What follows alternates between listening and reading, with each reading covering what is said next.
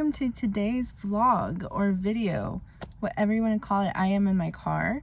There is terrible lighting, but I figured right now was the best time to do this video just because I have the time and I'm going to be in the car for maybe another 30 minutes or so. So if you are coming from my TikTok page, welcome. I've had this YouTube channel for forever, but I don't want to ramble on too long. I want to just cut to the chase, stick to the point. That way this video is not an hour long. If you are coming from my TikTok videos, I started a health journey not that long ago. So a few weeks ago, I was talking to Felipe about how I'm about to turn 30. I'm gonna turn 30 in just a few months. And I feel like I'm not in a place where I want to be, being 30. I just look at other people, and obviously, you know, comparison is a thief of joy, and I just constantly compare myself with everyone else is at 30, or, you know, I see people who are now older and where they were at when they were 30, and I feel like I'm about to be 30 and I feel like I'm still a teenager, or I feel like I still don't know what I'm doing with my life. I feel like I haven't taken myself seriously, if that makes sense. Earlier this year, literally at the beginning of this year in January, I was diagnosed with PCOS. Ever since I was a teenager, I always struggled with my periods. They were always very inconsistent, very irregular. I never knew when I was going to get my period. I never knew how long my period was going to be once it would come. It would either take 3 days or it would go past a week. It would go past 2 weeks. And the worst was last year, literally at the end of last year, around September, October. No, not even, since the summer of last year, I had periods that would last 3 months, literally 3 months long. And it was just the worst.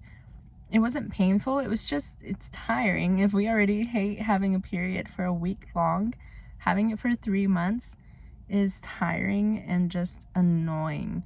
It's so annoying and very frustrating. And so I went to a doctor, but backtracking with that, before I get to that point, before Felipe and I were getting married, a month before our wedding, I decided to finally visit an OB. I believe I had just turned 25, and I had always put it off because I was just, you know, I was just a girl. I didn't want to go through that. I didn't want to, I don't know, I just thought the worst of OBGYNs, or not the worst, I just felt uncomfortable.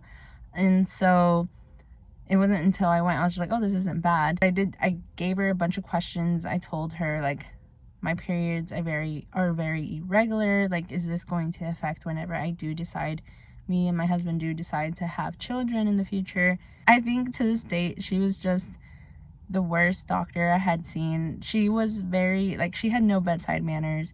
She kind of put off my questions. She was not very helpful. And she was just like, well, when we get to that point, well, we can talk about it. And I was like, okay, but I just like to plan ahead, and I've always questioned this, that I'm very irregular. And she continued to put it off, and so that was that. I got no answers that day. Literally, she said everything was fine, I was good, and to just keep going. And whenever I did decide to have kids, to go and see her again. I didn't go see her again. I waited I didn't see my next OB until I got pregnant. I got pregnant in 2021. I found out in January 2021, literally the first week of January. And it was very unexpected. We weren't trying. We just weren't expecting that, to be honest. And so I found out I was pregnant. I told Felipe a few days later because I was not sure. I didn't know, like, you know, the very first time, that was the first time I ever took a pregnancy test. I was so confused. I was like, what is this? What is going on? The way I felt was just crazy. My emotions were just so high. And yeah, I think I told them like 3 days later after I found out, because I wanted like a solid line on the pregnancy test. I had found out very early on. I think it was 4 weeks when I found out. Despite it being a surprise, we were very excited. And we enjoyed a good 3 weeks in that pregnancy until I found out that I had a miscarriage.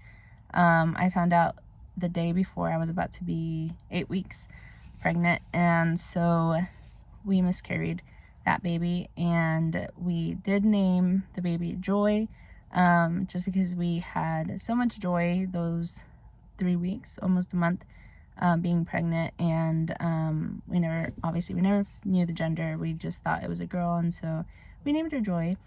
And so it was a very difficult time. So I had gone to a new OB, and so when I went, same thing. It was like, oh, this happens, it's very common, miscarriages happen in 1 in every 4 women, you're just a part of that number. And it's just about numbers, and it was frustrating. And especially when you just miscarried. I think I saw her 2 days later after I miscarried, and yeah, she was just like, just try again, you got pregnant this fast, then you can get pregnant again, blah blah blah. And I was like, no, I don't, because I want to know why I miscarried. And she said, well, it's just very common, like we never know what causes a miscarriage, it just happens. But I wasn't happy with that, so I continued to look for answers. So I found another OB, because this OB,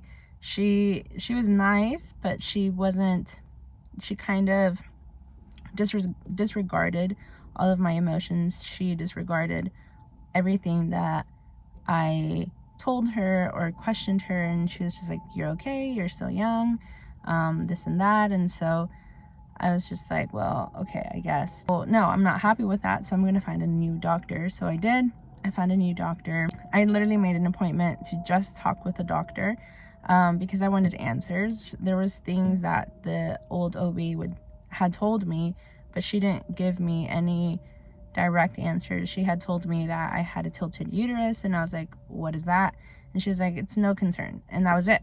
And I was like, well, if it's not a concern, like, then why tell me that I have a tilted uterus? And so I wanted to know what a tilted uterus was it common, and all these questions, and she didn't answer them. So I had found a new OB, and we sat for a good hour, and she answered every single question I had, and it was just the best experience I ever had with an OB.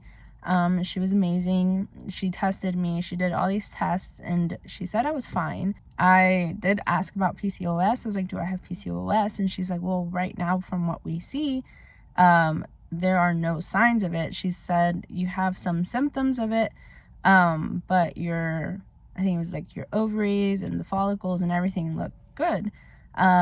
She's like, there are symptoms of it, but nothing too serious, something around those lines. And so she's like, we'll continue to like watch you and continue to do some ultrasounds and whatnot, whenever you feel ready to try again.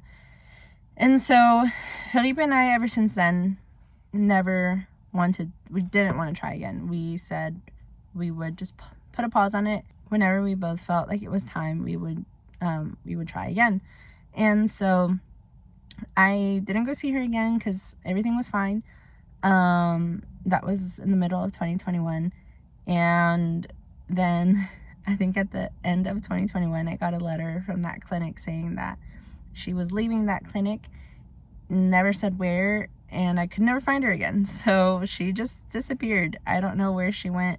I don't know what happened to her. And it kind of bummed me out. I'm still bummed out about it because she was just the best OB that I had found. And so never knew what happened. So then I went again looking for a new OB, and I found one. And that experience was just frustrating. It took 3 months for me to get an appointment with that doctor. And by the time I got to my appointment, it wasn't even with the doctor I had made an appointment with. They kept saying that it was the doctor I had my family doctor like signed for. It was a hot mess, and I was just so upset. And I was like, well, it took me 3 months to get this appointment, so I guess I'll just stick with this doctor. And so when I got to the appointment, the doctor wasn't even there. She was out, I don't know. And so I saw her nurse practitioner. The nurse practitioner was very sweet. She was very kind. And I told her again all the symptoms that I've had, everything that I went through. I gave her the whole history of everything. And she listened very well. And she did tell me, she's like, obviously I haven't done an ultrasound on you, but I do believe you have PCOS. And the best thing that we can do is put you on birth control. And I've always been against birth control just because of the stories that I have heard about birth control. And I wasn't so sure. And I told her that would be my last decision. Like, that's just the last thing I would reach out to. And she was like, I understand. But just know that there's not really much else you can do. PCOS is very difficult and this and that. And like, if you want to have a child, birth control is the best way to regulate your cycles and all these things. She was really nice. I was just against it. And so I told her no. I was like, no, I don't want to. I want to avoid it for now. And she was like, okay, I understand. So they did an ultrasound, they checked everything, and it came back that I did have PCOS. So that was, again, at the beginning of this year, 2023, January 2023. So I was just like, okay. I mean, I had a feeling. Everyone else told me I was fine. And so she told me after the miscarriage, it could have been like it heightened the symptoms even more, which made, I don't know, a lot of medical talk that I don't know. No, I'm so sorry. That was towards the end of 2022. That's when I had my periods for 3 months straight. And so she said it was because of all of these symptoms and all of this, and so that's why I needed birth control. I said no. So it was in January of 2023 that I actually saw the doctor this time.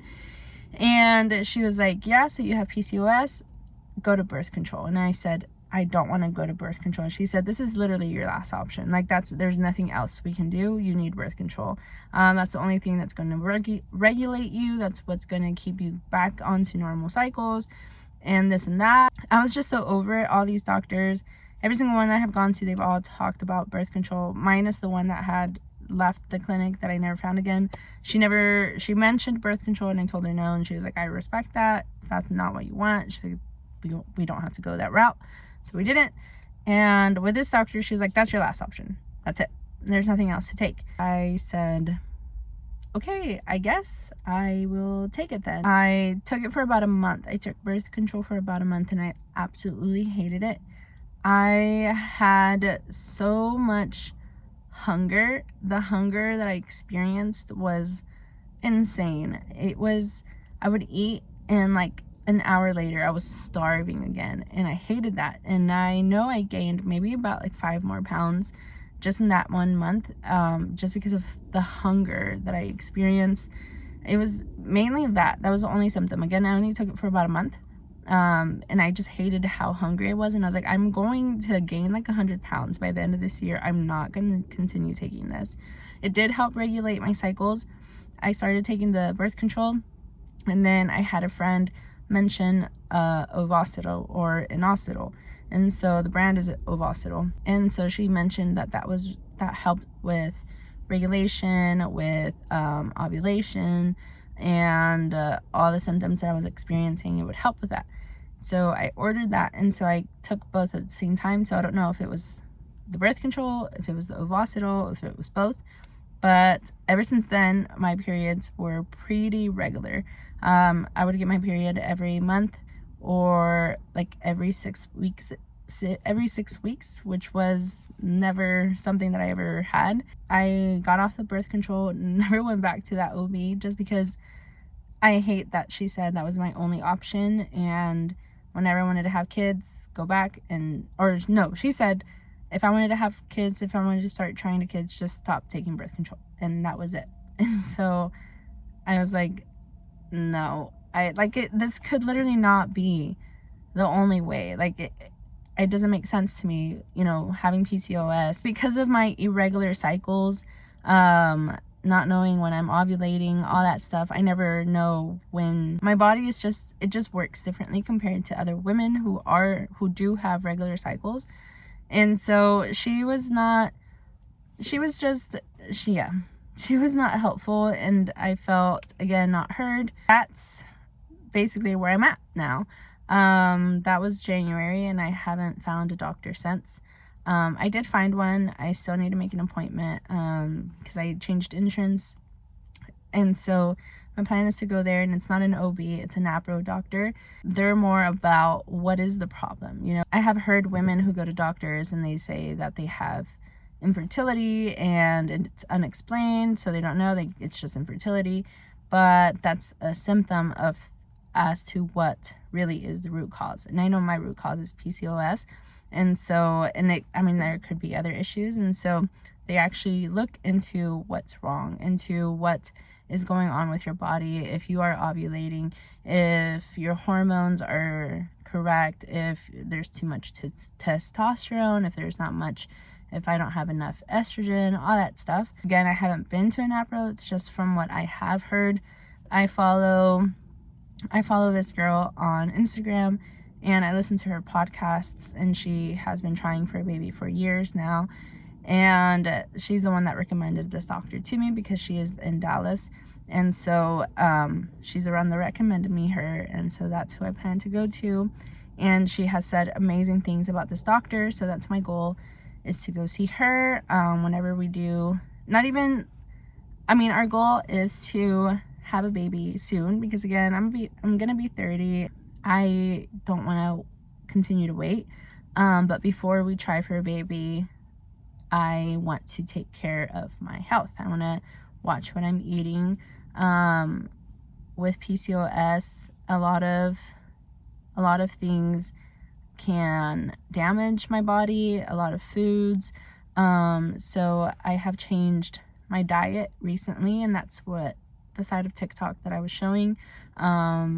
I am no longer eating gluten or dairy. It's very difficult. During the weekdays, it's a little easier, but the weekends, it's so hard for me to eat a gluten and dairy-free diet just because we're out and about.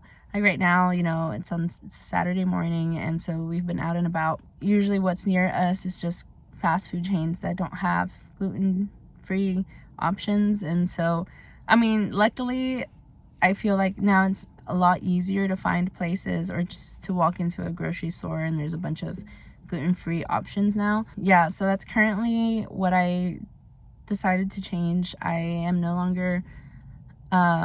trying to no longer eat gluten or take anything that's dairy.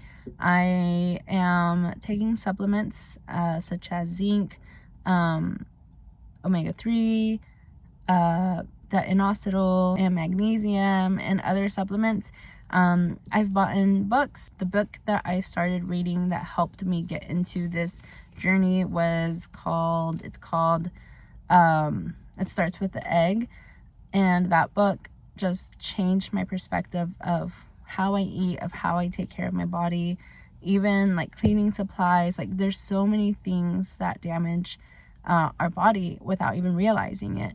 I believe since February, that's when I started changing little things. That book in general, it's amazing. Like, that book helped me notice, how things affect us. I stopped buying candles. Bath and Body Works was my love. I was always in there buying soaps and body washes and candles, especially the candles. Candles smell amazing, but they're just filled with chemicals, and so I stopped buying candles since last year, I think. And now that when I step into Bath and Body Works, the smell automatically just like punches me in the face, and it gives me a terrible headache. So I had to walk out. The other day I went with my family during Christmas shopping, and it was just so intense. I walked out. I was in there for like maybe a minute, and I walked out with just a piercing headache. I switched to like a diffuser, or even in the house, like during the fall and winter time, I'll put some cinnamon sticks in boiling water and just like let it simmer on the stove, and it makes the house smell nice. And so, yeah, like there's a lot of things that I've switched. I try not to paint my nails as much anymore, And so there's just that book. It's amazing. Can't recommend it enough, especially for the ones who are trying to have a baby, who have PCOS or endometriosis. It talks about all variety in there, like if you are on the IVF journey, IUI, all those things. She mentions it in the book, and she says how every single thing is different, how everyone should go about things. There's people the ones who are going through an IUI is different compared to someone who is going through IVF. Someone who has endometriosis should take certain supplements compared to someone who has PCOS. And so she talks about it all. Amazing. 10/10. If I can put the book here, I will. Again, like, this is the journey that I'm currently going on. I'm trying to lose, my goal is like 30 pounds by my 30th birthday, which is in April. I know it's totally doable. I've already been on this maybe like for like 2 weeks and a half on this like, I don't want to call it diet. I want to say more just like a lifestyle change. And I feel great. I wake up more energized. I don't feel as groggy. With PCOS, I was constantly tired. I had fatigue. My mood was crazy. Cravings after I've eaten. The cravings I had, I always wanted sweets or salty. And even if I would eat a sweet, I wanted salty right after. And after I had salty, it's like, okay, I wanted sweet again. Or hair, where I don't want hair, you know, like on my chin, on my upper lip. Like, I've always had hair on my upper lip. I think it's kind of normal, like very just light little hair. But then as I have gotten older, it grows a little more and a little more. And so I don't like that. I take spearmint tea. Spearmint tea is very helpful for that. It's proven that it helps for hair growth. The hair growth is due to the testosterone that we have in our body. Women who have PCOS, we have more testosterone, and so that's why we get the hair on our chin, on our upper lips. But then we lose hair. Like, I've lost a lot of hair. I used to have so much hair when I was younger. So the spearmint tea does wonders, is what I have heard. Again, I follow a lot of like dietitians who work specifically with women who have PCOS, and so spearmint tea is the way to go. So I take that. And weight gain, I think people believe, they see me and they think that I'm very unhealthy, but in reality, I can exercise without getting tired that quick. I go on walks, mile walks. I can go on 2-mile walks. I've gone running. I've done so many exercises, and because of my PCOS, it just makes losing weight difficult, you know?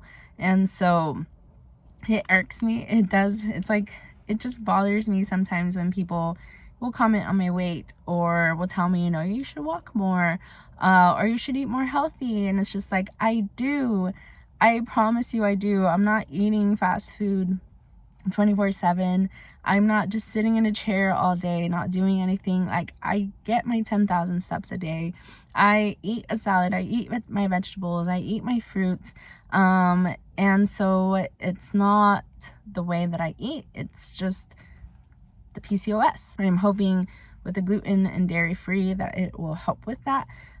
Because I do notice when I do eat gluten, and when I do eat, or I do drink like whole milk, it will cause so much inflammation in my belly area. And so I hope to cut those out indefinitely. Yeah, again, my goal is just to lose weight. And so the reason I created this video is in hopes to help anyone else who's going through PCOS, or trying to conceive, or whatever it may be. I look through YouTube and I don't find many videos. And the videos I do find, I don't know, like, it's very rare that I find a video of someone going through this journey. And so I just wanted to hopefully help anyone kind of go through this together, because I feel like sometimes I'm alone. I don't really have anyone to talk with that goes through the same thing, or that is trying to go on a health journey. I do want to have kids, and I hope soon. I do hope it can be soon. And so, but first, my goal is to just check off the 30 pounds. And so that's what I'm bringing y'all along with. I hope to share any sort of maybe foods. I am in no way like I am not knowledgeable in medical areas, so don't listen to me. This is just what I'm doing. I am no chef. I'm not a chef. I just look up YouTube videos. I follow some TikTokers who have PCOS, and they share their recipes, and so I use those recipes, and so on and so forth. And so again, I am not a medical expertise, I'm not a medical person, I'm not a chef, none of that. This is just what works for me and what I can do, and I just hope to help anyone going through this so that way you don't feel alone. And if I can help in any way, then I hope so. And so I hope to make that doctor visit soon, to hopefully get some more answers and see if there's anything else I should be taking or shouldn't be taking, and what I should eat and shouldn't be eating. All in all, this is the journey to 30 is what I'm calling it. And so we shall see what 2024 brings us. Thank you for everyone who is watching this video. If you came from my TikTok page, I appreciate you. And I hope to, my goal is to continue uploading at least once a week, sharing what I'm eating, sharing what I'm doing, any new changes, and so on and so forth. So thank you, and I hope to see you and talk to y'all soon. Bye.